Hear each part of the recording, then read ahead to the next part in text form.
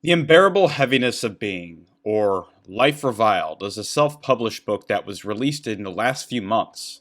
While it is a narrative, the story is more so a frame for talking about anti-natalism, which is the philosophical position supposed by the author. I have a smaller review of the book itself posted on Goodreads. I will link to the review in the description. In this post, I plan on actually addressing the philosophy itself, as I found the discussion to be rather fascinating. While I am arguing against a very pessimistic philosophy, this should not imply that I am an optimist in my own philosophy. I'm an optimist in my personal life, which is what matters, right? But I am pessimistic about reality and human nature and morality in my own ways. So just keep that in mind. Carroll Wainwright seems to recognize a contradiction between life itself and morality. He has chosen morality and thus rejected life. I technically took the precise opposite approach. I accepted life and rejected morality. I do not reject value itself. I have my own values and my own convictions, just as everyone does. I simply reject the ability to ground those assumptions. I actually touch upon these ideas in the first arc of my fantasy series, so if you want to see my ideas in action, I recommend checking out volumes 1 and 2 of The Paths We Have Taken in the description. Please give me all your money. I will break up my response into parts. I will start by articulating the assumed and often unstated premises of Wainwright's position, followed by the logical consequences. Then I will address Wainwright's premises and consequential beliefs with occasional references to my own. Lastly, I will reserve the final section for scattered comments that don't necessarily fit into the rest of the post.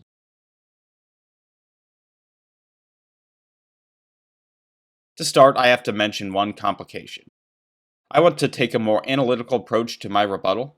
Maybe this will make the argument a bit less appealing to a wider audience, but I think such an approach will be important if I want my rebuttal to be as accurate as possible. This will highlight a key distinction between myself and Wainwright. His approach to argumentation has a more continental slant. In this, I am referring to analytical and continental philosophy, respectively. Simplifying to the extreme, analytical philosophy treats the discipline like a science with clear and precise language, while continental philosophy treats the discipline like an art with linguistic flourishes through the gorgeous delivery of one's ideas. In the context of fiction, I understand the continental leaning. Indeed, I lean that way in my own fiction. But his apparent afterword at the end of the book uses the same style, which I try to avoid in my own afterword. Put in short, I might not get his position exactly right. Wainwright never really specifies the basic premises of his position. Doing so is a rather ugly way of communicating the position after all, so I need to make that clear. It is really easy to, quote-unquote, straw man a continental argument, whether it is actually a straw man in fact or not. All the same, let us proceed. There are two possible ways I would articulate Wainwright's basic assumptions. One that is simple and deontological, and one that is more detailed and consequentialist. 1a. Morality is grounded on the idea of consent. 1b. Morality is grounded on pleasure and pain. 2. Life is heavily imbalanced towards suffering/pain over pleasure. 3. No one can consent to existing. And then the conclusion, we should voluntarily stop reproducing. This is the basic set of unspoken assumptions that I can grasp from his arguments as the book comes to its conclusion. The argument is valid as the conclusion follows necessarily from the premises, and I think this is the most straightforward one, as it simply asserts what moral conduct is and encourages it accordingly. It is deontological in the sense that conduct matters more than the consequences of one's actions. The chunky version of the argument adds two additional premises, alongside a modified conclusion. 1a. Morality is grounded on the idea of consent. 1b. Morality is grounded on pleasure and pain. 2. Life is heavily imbalanced towards suffering/pain over pleasure. 3. No one can consent to existing. 4a. The basic nature of reality is consciousness, of which humanity makes up. 4b. The extinction of human life would end all existence. And then finally the conclusion, we should voluntarily stop reproducing to end existence itself. Premises 1 through 3 seem more rock solid to me. Premises 4a and 4b are a bit uncertain, which I will discuss below. If I am wrong about 4a and 4b, and as I proceeded I increasingly thought I was, I think the simple argument still covers the basic idea just fine. What matters for this chunky argument is that it is consequentialist in nature. This argument is meant to produce positive outcomes, while the other is neutral on that. For 1a, this assumption is easiest to understand. Wainwright's arguments are all based in rationality. Everyone understands that lack of consent is immoral. Rape is the most obvious example. If someone does not consent to a sexual encounter, this is readily understood to be evil precisely because of consent's lacking. If I stab a blade into your stomach without you asking, then this is also easily grasped as evil. And even if someone argues that it is evil independent of consent, most would say that the lack of consent makes it worse than otherwise. And if I take your property against your will, as before, most would call that evil because your will was not taken into account. You did not consent. By a reason, you can conclude that consent is a moral necessity, as it is the ultimate reason why we call many obviously immoral things bad in the first place. Naturally, we must draw out our beliefs to their logical conclusions. You can deny that rape, murder, and theft are evil by denying consent, or you can claim they are evil on the basis of consent. For premise 1b, Wainwright continually refers to the suffering in the world. Indeed, the only way that premise 2 makes any sense in the argument is by making this assumption. And the position is rather straightforward to the average person. We like some things because they give us pleasure, and we dislike other things because they are painful. No one wants to feel pain for his own sake. And if we endure pain, it is usually because there is some sense in which we can feel pleasure in the long term. Working out would be one example. For premise 2, Wainwright says that pain massively outweighs pleasure in life.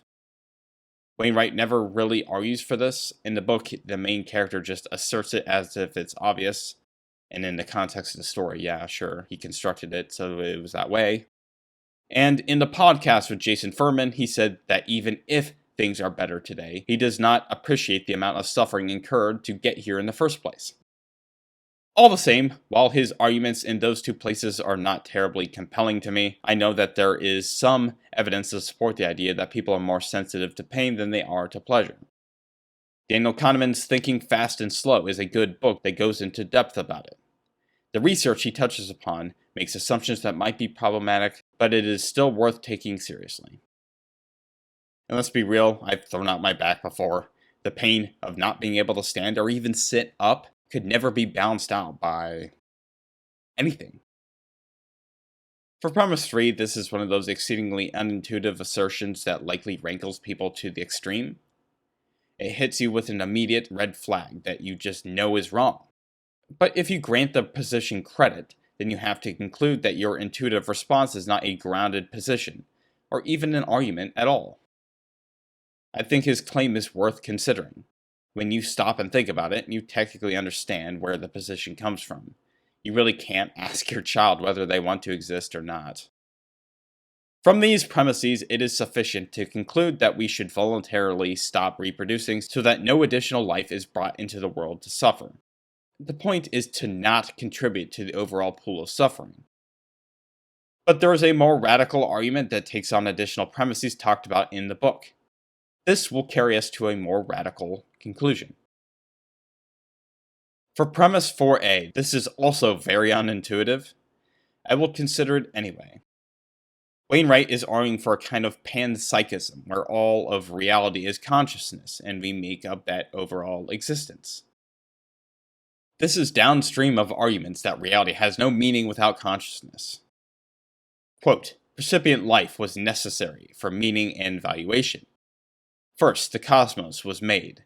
Then man was made to make the cosmos. Something had to be, and something had to be for the sake of advertence." Unquote.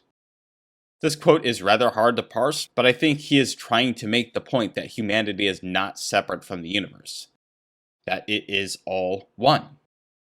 Saying that the cosmos existed to create man, and then man to make the cosmos is blatantly circular, causally speaking, but I will steelman him and assume that this is a poetic flourish. He is merely saying that they depend on one another for existence. The parts are the whole.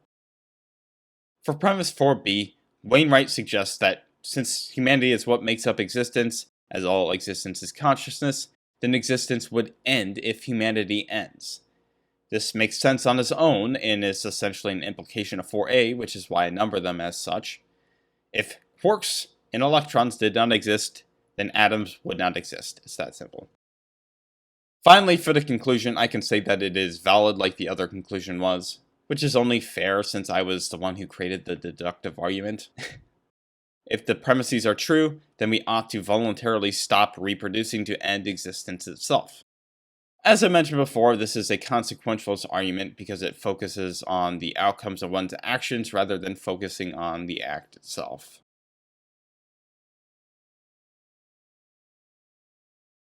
(1a) Morality is grounded on the idea of consent. Arguments about morality are always organized through the use of reason, which is the use of logic, but I think it is important to establish what this actually means. People usually take it for granted, so I want to lay out the notion so we know explicitly when logic is being used and when it is not.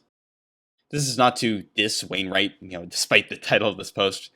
This is for the sake of the audience and my ability to communicate some of my criticisms without igniting misunderstandings. Logic is ultimately a truth-preserving relation. It simply means that there is a relation between ideas, or, propositions. And also that this relation describes truth moving from the premises to a conclusion. Further, the truth moves between the propositions necessarily. If the premises are true, then the conclusion is necessarily true. You must accept that the conclusion is true. This is why logic is given the authority it has. It's not just something you feel is right. You can't just assert it.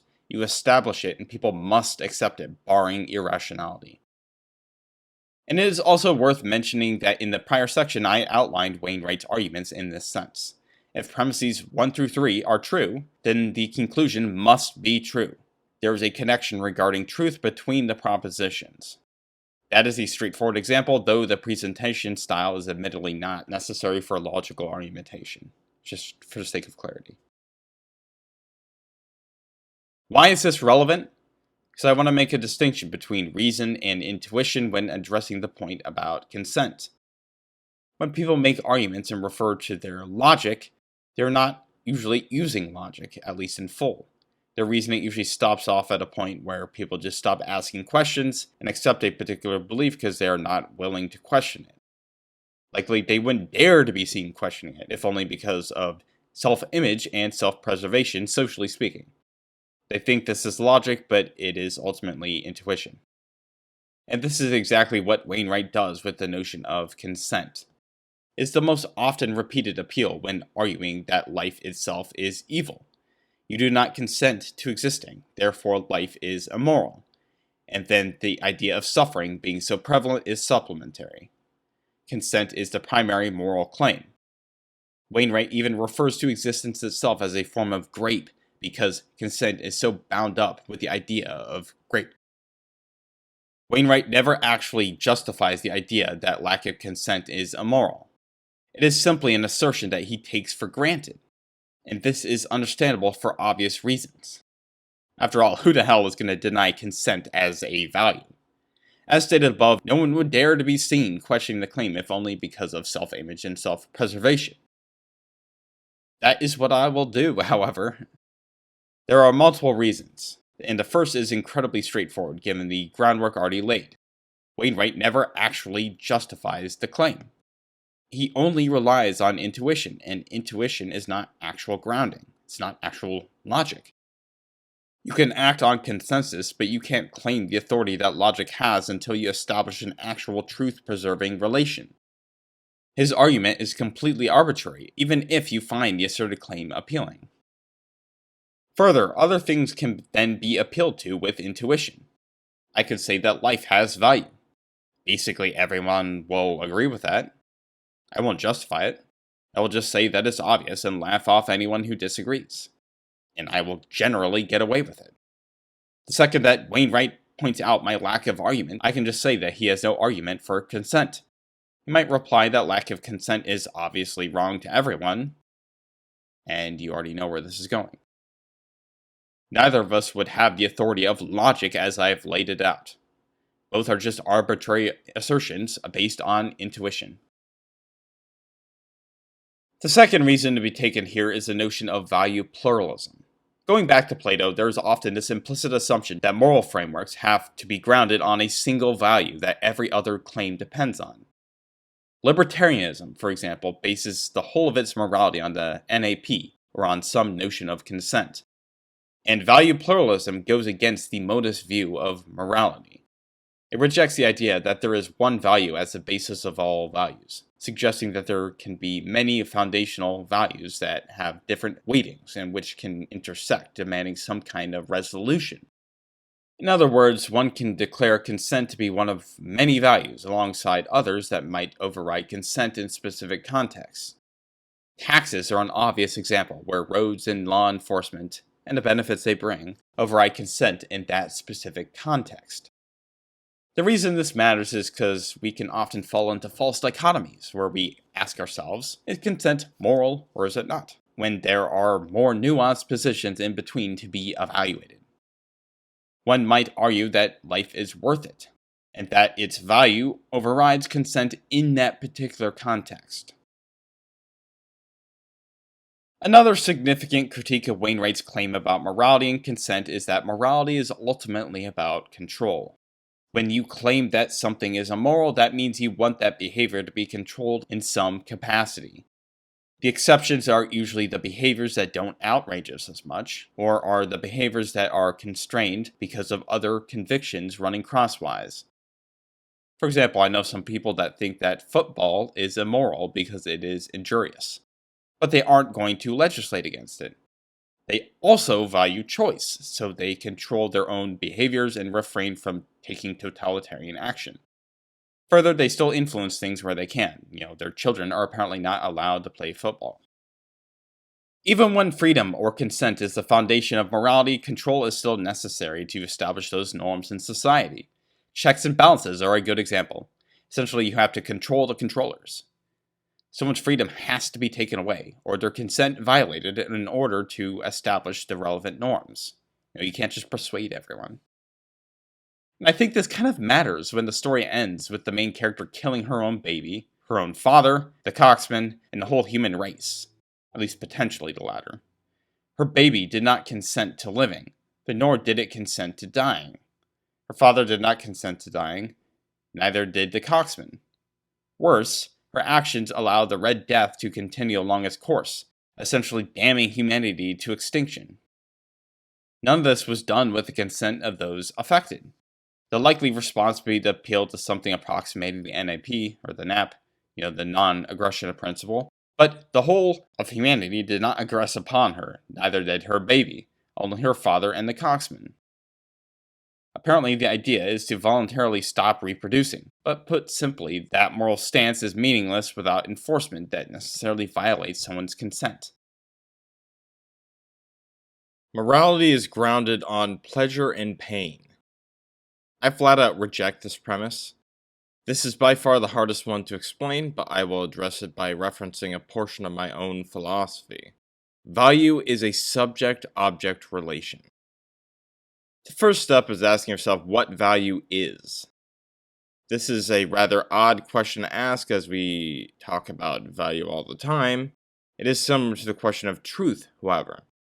We talk about truth on a regular basis, but when we talk about what truth is, the same question crops up. What is truth? And then the rest of your life is consumed by philosophical bullshit. Either that, or you give up. Then you're condemned to dance about the penumbra of its meaning, arguing only about the supposed implications of the term. The problem with this is that it assumes that our established usage of the term is coherent. My personal truth and the truth is out there are inconsistent, yet they are both in common usage. The best way to answer the question about value is to look at some of the possible answers to get the mind working. One definition of objective value is the idea that it is an intrinsic property of the thing being evaluated. One might say that water is intrinsically valuable, suggesting that value is a property of that thing. Just as wetness is a property of water, value is as well. Another definition of objective value is that it exists in some abstract realms on space and time. Proponents point to mathematics and logic overall, suggesting that this is an aspect of reality to which statements can correspond in order to declare them as true. A final example I will give is the idea that pleasure and pain are good and bad respectively, which is Wainwright's position. They argue that any rational argument about what is good or bad will ultimately ground out on these assumptions, that pleasure is good and that pain is bad. And all of these are arguments suggesting that values can be grounded objectively in one way or another. They are grounded on objective properties in objects or situations in reality, or they are grounded on abstract entities that exist in some kind of Platonic realm, or they are grounded through the use of reason, suggesting that the ultimate assumption our reasoning makes is that pleasure is good and pain is bad. I disagree with all of these positions, but I will get into the details regarding the last one in a little bit. What matters is that these positions establish what values are, rather than vaguely taking them for granted. Personally, I think that values are a subject-object relation. They describe how a subject is connected to an object.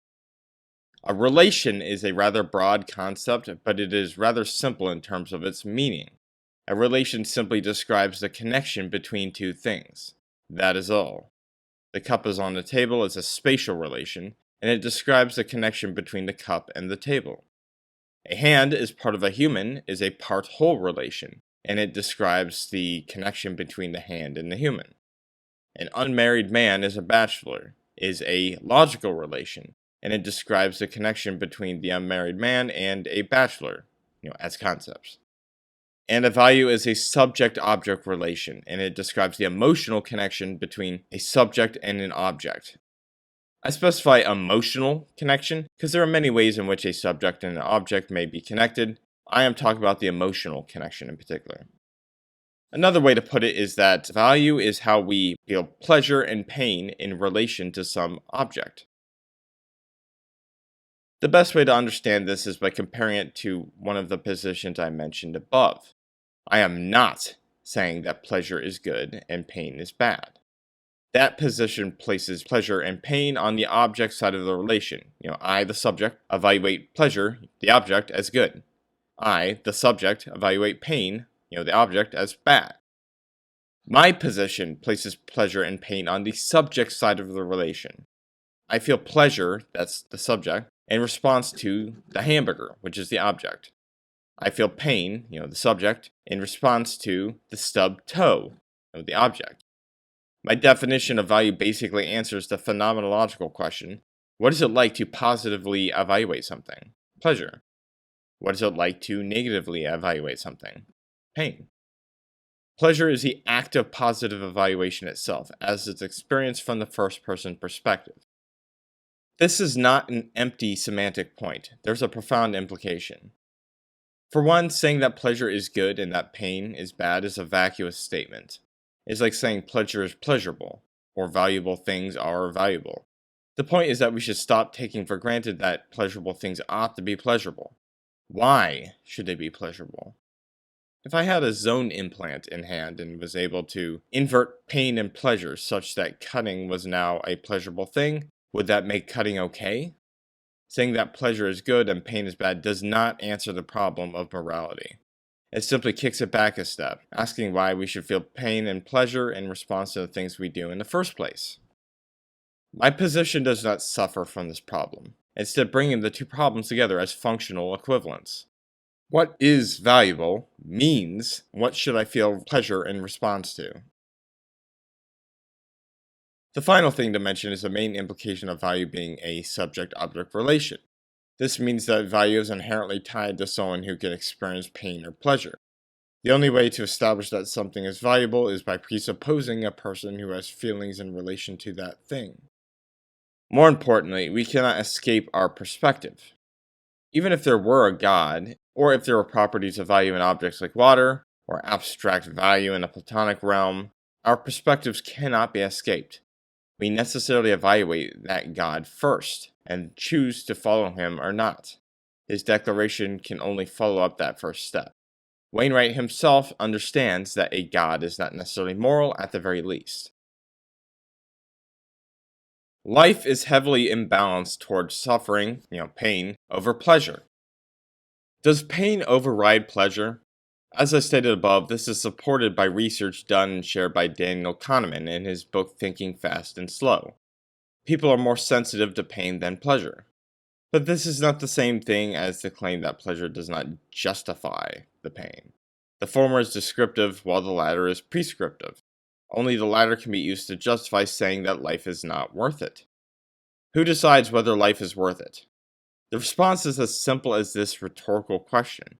The main character herself states repeatedly that it is not worth it. She won't have children for that reason. But it is worth asking whether any of her potential children were given a chance to decide what values to prioritize in the first place. In a way, they aren't given a chance to decide whether life is worth it in the first place. They didn't consent to existing, but neither do they consent to not existing. Which more or less leads to the last premise of the shortened argument. No one can consent to existing. Both of the positions articulated in the previous section are seemingly nonsensical. The problem is that evaluation presupposes life. If I am right about the nature of value, then pleasure and pain are necessarily preconditions for evaluation. Not only that, but life itself is a precondition. For all of Wainwright's attempts to use the value of consent to undermine life, as we don't consent to life, life itself is a precondition for his moral convictions in the first place, or any value for that matter. That we can be outraged by lack of consent, or anything, is because of life. And this could be argued from to claim that life is worth it. No one can consent to existing, but no one can care about consent without existence. Worse for him, morality itself is contingent on life. The only reason he can evaluate anything is because of his own life. And the only reason morality even matters to anyone, even on a subjective level, is because of life itself. The basic nature of reality is consciousness, of which humanity makes up. The extinction of human life would end all existence. I won't take time trying to debunk panpsychism, as I think this would only pad out this post and risk strawmanning him. What matters most is whether it's right to include these assumptions. The 2 points above are necessary for a more consequentialist approach to anti-natalism. Premises 1 through 3 apply merely to actions, regardless of their consequences to life as a whole. With these 2 new premises added, it allows for some kind of solution to life's predicament. One reason to adopt it is because it brings the point about panpsychism in the picture, which is part of the novel. But there are problems with including it as well. Wainwright and his main character suggest that non-being could never be. At one point, Wainwright seems to suggest that to create is an absurd notion that he is only mockingly using. Everything that exists could only ever exist. To not be is impossible. Quote, you could not ideate even a lack of dimension of time. It was simply and utterly unimaginable. And if it could not be imagined, then it stood to reason that it could not be. Would voluntarily choosing not to create life be an exception? Or am I simply mistaken? I don't know. The problem is premise 4b, which is contradicted by the suggestion that non-being is impossible. If it is impossible, then Wainwright's ultimate goal is pointless. There are also problems regarding other sentient beings and whether they have to be killed off or not, or if they can consent to any solution. The more I talk about this, the more I think Wainwright only supports the simpler argument, and I was just reading into the book a bit too much. But alas, this is the problem with continental writing. In this section, I will address a scattering of points that I couldn't work into the wider framework of this post. At one point, Wainwright makes the following argument. The potential of an afterlife is why you don't kill yourself. You can't escape non-being because you have no notion of whether there is a life to follow. Non-being does not mean death, it means never being alive in the first place. But what about uncertainty of life itself? Maybe life isn't so bad. What if your understanding of life is just a simulation that makes you more grateful for your real life once you re-enter it? For example, what if there is a demon tricking you into thinking this awful reality is the real one? What if there's an evil scientist, etc.? Are they going to eventually pull you out of the simulation and bring you into a much better world with less suffering overall? Ridiculous, sure, but so is the notion of an afterlife, epistemologically speaking. Both are utterly unverifiable. In any case, the possibility of an afterlife is enough to dismiss suicide as a choice. Presumably, then, the possibility of a trickster demon should be sufficient to convince you that reality might not be as it is. Wainwright's arguments about consent are almost always bound up with arguments about suffering in the world, so I think this matters. I think there are two possible positions one can adopt in response to this. One, we don't know if we're being tricked by the demon, but subsequently can't believe our actual lives are as bad as it seems. Or two, we do know the evil demon is there, at least in terms of likelihood, but can also reason the likelihood of an afterlife. And I don't think Wainwright is amenable to either position. I mentioned before that in the podcast with Jason Furman, Wainwright claims that things progressing over time doesn't mean that much because of the suffering incurred in order to get here in the first place. I mentioned that it wasn't very compelling to me. This is because of the question of who said that. Wainwright said that. But did he ask those people throughout history? Many of them, especially with regards to their own children, suffered for the sake of progress, precisely to make their lives easier for their children. Should their lives be reduced to mere suffering, especially if it is a reason to justify taking their lives away from them? By the end, it is clear that Wainwright has a glass half-empty outlook on life, at least in this context. This is such a cliche, so let me clarify. There are places where you could look at the same circumstances and see it as a positive or a negative, and each are completely arbitrary. This is most plain in his argument about memories. He suggests that good memories become bad because they are lost. But people can relish positive memories. A friend does something that makes you laugh, for example. How many times have you shared a funny story with people? Further, you can have profoundly negative experiences that become hilarious in retrospect. Just ask anyone to recall experiences from when they were a teenager. I just get the impression that Wainwright is looking for reasons to see life in a negative light. So that is about it. Technically, I could go on, and in previous drafts I did, but I didn't want this to ramble on too long, so I cut out a bunch of sections. Either way, this was fun to write. I hope you enjoyed the post and the deep dive discussion. I have now released both volumes of The Paths We Have Taken, which is the first arc in the Broken Reality. This is my grim, dark, epic horror fantasy series. It takes the political intrigue of A Song of Ice and Fire, the abrasive characterization of Abercrombie, the long-term storytelling of One Piece, and the philosophical horror of the Second Apocalypse to explore the human capacity for cruelty. Check it out if you are interested.